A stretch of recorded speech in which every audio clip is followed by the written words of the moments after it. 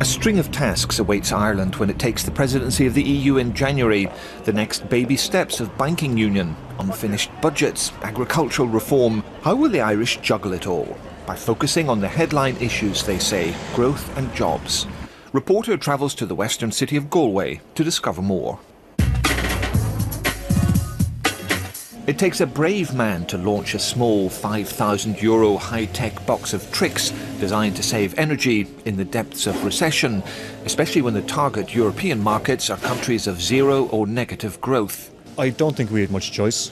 Businesses were closing down, people were losing jobs. There's been a large growth in startups in Ireland in the last 2 or 3 years.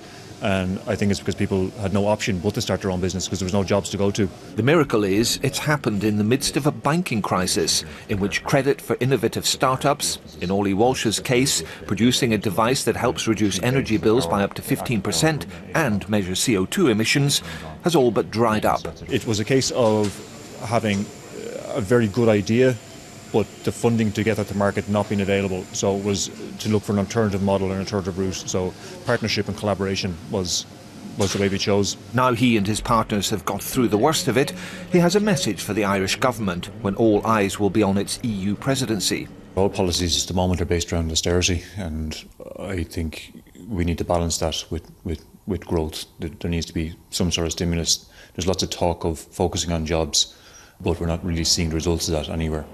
Which is precisely what the Irish have identified. Gone is the roar of the Celtic tiger when people spent and borrowed freely.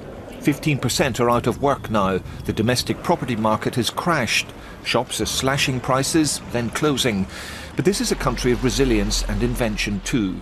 Here at the National University of Ireland, Galway, it looks like tradition is the thing. And indeed, it is.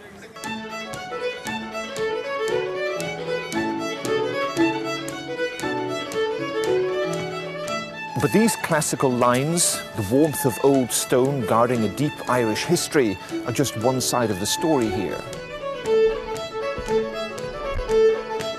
Because technology is the thing too. Science, imagination, entrepreneurship, and preferably in today's knowledge-based digital economy, all three at the same time.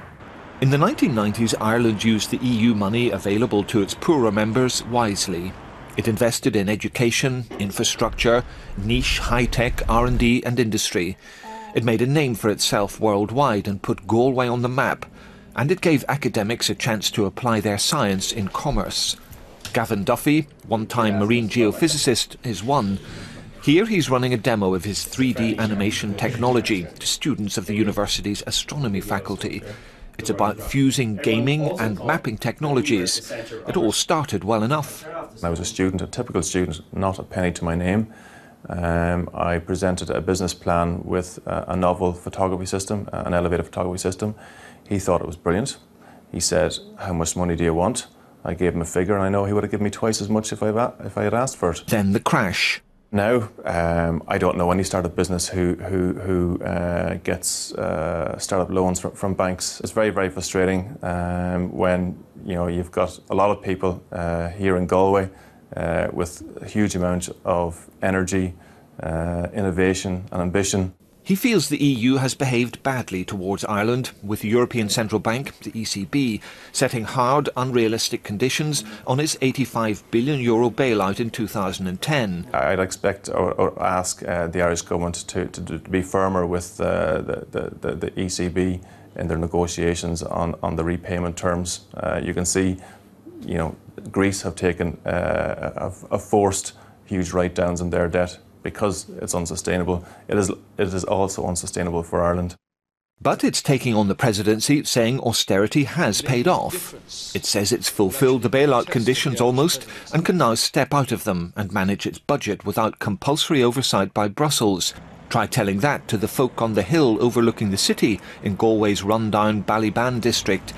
The world of innovation, reskilling for the modern age, has passed the people here by.